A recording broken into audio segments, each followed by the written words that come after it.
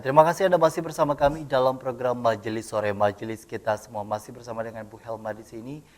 Tentu banyak hal yang tadi sudah kita bahas di segmen 1 hingga 3, Bu. Kalau kita bicara mengenai empati, tolong menolong, gotong royong, bahkan kepada tahapan di mana seseorang itu memang sudah menjadi insting tersendiri bagi seorang manusia dalam hal tolong menolong, bahkan mungkin sesama hewan pun juga mereka ada nilai-nilai tolong menolong yang memang diciptakan qadarullah atas izin Allah.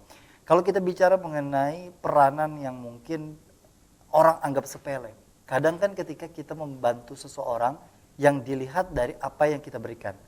Banyak sekali orang yang begitu merasa terbantu ketika orang itu memberikan bentuk bantuan materi atau bantuan tenaga. Banyak juga yang mereka yang sebenarnya memiliki keterbatasan akan hal itu sehingga memilih jalur bantuan doa. Nah, jalur bantuan doa ini anggaplah kayak yang sering terjadi di tengah kita. Kalau ulang tahun ya kan Bu, kalau ulang tahun biasanya orang memperingati hari lahirnya, di mana biasanya kalau orang memberi kado ini akan lebih diapresiasi daripada orang yang memberi doa. Nah, sejauh mana sebenarnya penerimaan kita akan doa ini dan apa yang harusnya kita lakukan untuk kemudian juga apakah memang doa ini diucapkan hanya pada saat bertemu orangnya atau memang harus melalui ritual keibadahan yakni sholat misalkan? Oke, ke doa tadi ya. Menolong itu kan tidak selalu fisik tadi ya, tidak selalu bersifat materi tapi moral. Nah, doa ini disampaikan secara langsung ataupun disampaikan secara diam-diam. Ada suatu keyakinan ini adalah suatu bentuk bantuan yang paling tinggi tingkat spiritualitasnya gitu. Sehingga kadang sering ya, misalnya maaf ini ada orang yang meninggal, itu diumumkan di WA grup itu, dan kemudian ada gerakan atau mereka mengadakan suatu takziah online. Bikin Zoom, kemudian mereka membacakan Yasin bersama-sama. Betul. Itu juga satu bentuk gerakan yang akan sangat membantu ketabahan penerimaan keluarga yang mendapatkan musibah tadi. Ini doa juga sangat penting ya. Baik. Pengemis juga seperti itu kan, kadang ketika diberikan uang 1.000 atau 2.000 rupiah, pengemis itu mendoakan dampak langsung kepada orang itu ada, bahwa dia bersyukur bahwa oh iya orang ini mengemis saya di rumah saja. Itu juga sangat penting saya pikir sebagai manusia, sebagai makhluk spiritual gitu. Baik, kadang kan kita juga mungkin melihat dulu figur kepada misalkan pengemis tadi disebutkan. Pengemis ini sehat aja kok, masih bisa kok kerja gitu kan. Ada muncul perasaan-perasaan seperti itu. Apakah memang hal seperti itu juga bagian dari insting manusia atau memang karena lemahnya iman? Insting manusia saya pikir ya, kalau kita dua-duanya ya. Kalau saya pikir iman ya sudahlah, kita tidak kadar tahu. Iman seseorang kan berbeda-beda tadi itu ya. Iya, jadi udahlah kalau niat nolong aja, jangan mikir yang lain gitu kan. Okay. Berarti belum ikhlas, itu masih pilih-pilih nolongnya. Nah, itu kategorinya belum ikhlas tadi Bu ya. Sebenarnya belum ikhlas gitu. Oke. Karena kan kalau mungkin pengemis memang secara tampak nyata memang dia memerlukan uang untuk kemudian juga dianggap sebagai pengemis begitu.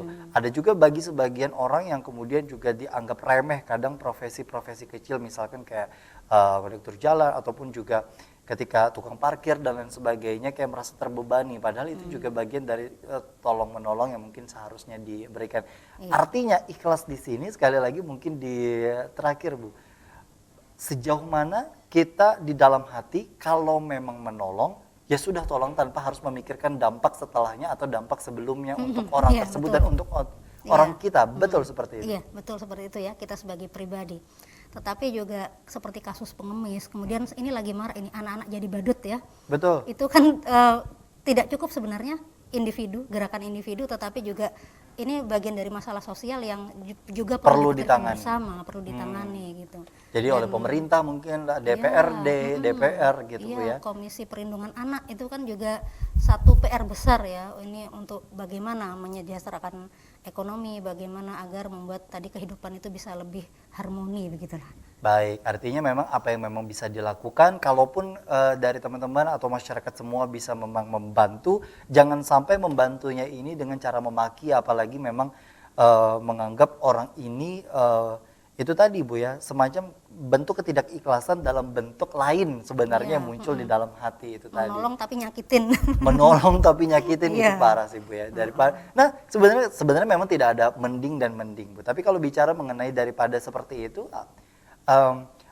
alangkah lebih baiknya misalkan seseorang rajin membantu walaupun dia ria daripada orang yang kemudian juga tidak membantu tapi mendoakan Bu. Proses ya. Proses. Ya, orang itu kan juga proses. Ria itu kan juga gerak hati yang tergantung situasi. Jadi masyarakat manusia itu sangat-sangat dikendalikan oleh lingkungannya. Dengan siapa dia bergaul, kemudian juga apa yang dia kaji.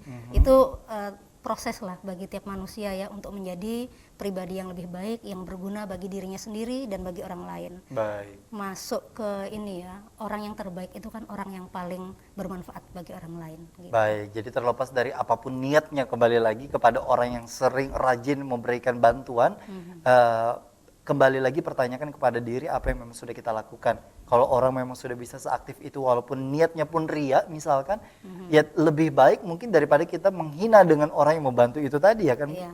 Baik, nah mungkin dari apa yang memang kita diskusikan hari ini, inti dari bahasan kita ini sendiri kan adalah bersatu dalam musibah. Bersatu ketika musibah datang, kemudian juga kita sedemikian rupa saling bantu-membantu. Terakhir mungkin yang ingin saya tanyakan adalah, apakah memang manusia perlu musibah dulu untuk bisa saling bersatu? Bisa jadi. Bisa jadi. Maaf ya, bisa jadi gitu ya. Karena orang kan perlu diingatkan ya. Musibah itu tidak selalu berarti juga cobaan, tapi juga peringatan. Ketiga-tiganya lah, hukuman juga. Hukuman ya. Dan mungkin ada hikmah di dalam situ. Setiap apapun ya, ada hikmah dan itu tadi. Mungkin ya, cobaan ini sedunia ini yang lagi dicoba ini. Tatanan masyarakat baru perlu diperbaiki, kemudian juga hikmah terhadap bumi ini gitu ya, Betul. kalau kita bicara pandemi secara global. Dan dari sisi pribadi juga diingatkan gitu bahwa hidup ini memiliki banyak cobaan, hidup ini juga tidak untuk diri kita sendiri, hidup ini tidak terbatas di dunia ini, tapi ada kehidupan yang lebih panjang lagi di akhirat nanti. Yang Mungkin lebih seperti kekal itu. tentunya. Iya. Baik, Ibu, silakan sampaikan kesimpulan kita sesuai dengan tema hari ini. Dipersilakan. Oh iya, terima kasih ya.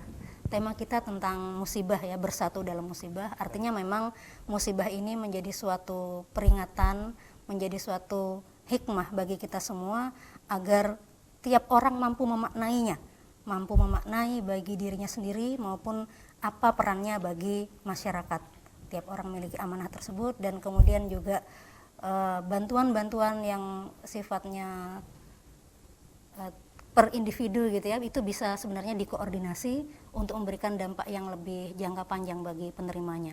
Dengan ini diharapkan ya, dengan adanya musibah yang sedang kita alami ini dan semoga segera cepat berakhir, ada tatanan masyarakat baru yang lebih baik, yang lebih islami, yang lebih membuat orang mendapatkan hikmah atas semua ini, baik korban maupun orang yang tentu saja yang menolongnya. Ada hikmah yang dapat kita petik terkait dengan ujian yang mungkin berbentuk musibah atau bahkan kenikmatan.